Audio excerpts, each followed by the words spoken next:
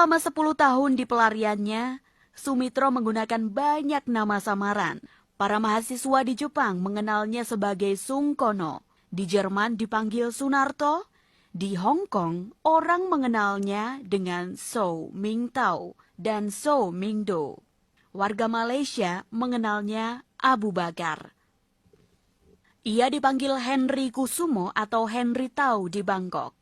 Demi keamanan, Sumitro bersama keluarganya tak mau tinggal di suatu negara lebih dari 2 tahun.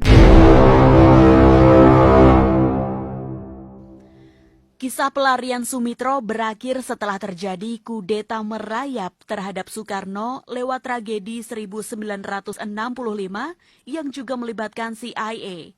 Semenjak Soeharto berkuasa menggantikan Soekarno, Sumitro justru mendapat posisi penting sebagai menteri.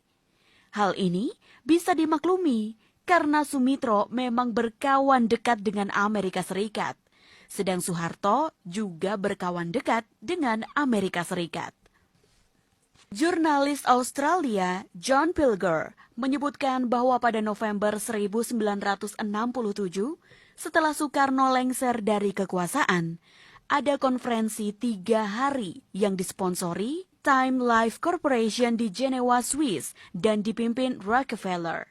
Semua perusahaan raksasa mengirim perwakilannya seperti perusahaan-perusahaan minyak besar, bank termasuk Chase Manhattan, General Motors, Imperial Chemical Industries, British American Tobacco, Siemens, US Steel, dan banyak lainnya. Mereka menanti bagi-bagi sumber daya alam dari Presiden baru Indonesia, Soeharto, yang disebut Richard Nixon sebagai hadiah terbesar dari Asia Tenggara.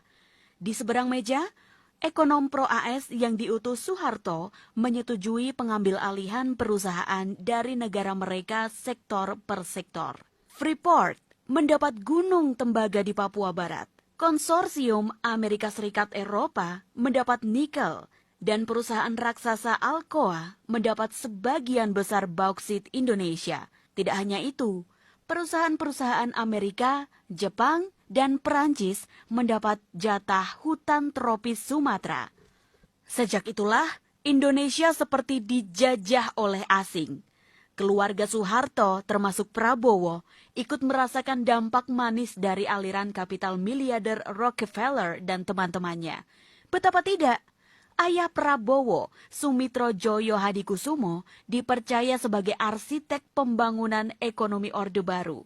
Bahkan, berkat dorongan Sumitro Joyo Hadikusumo pula, Prabowo akhirnya menjadi menantu Soeharto.